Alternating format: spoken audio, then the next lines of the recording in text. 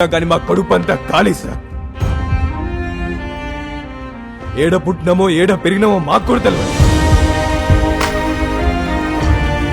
మేము కూడా మా చోర్ బజార్లో సెకండ్ హ్యాండ్ సామాన్లు అంటోళ్ళం సార్. మమ్మల్ని ఎవరు కొనరు, ఇంత తిండి పెట్టారు.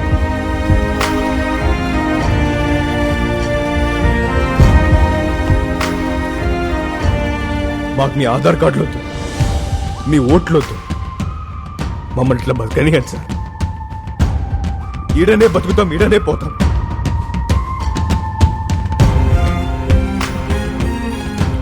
మమ్మల్ని కూడా బతకనియండి.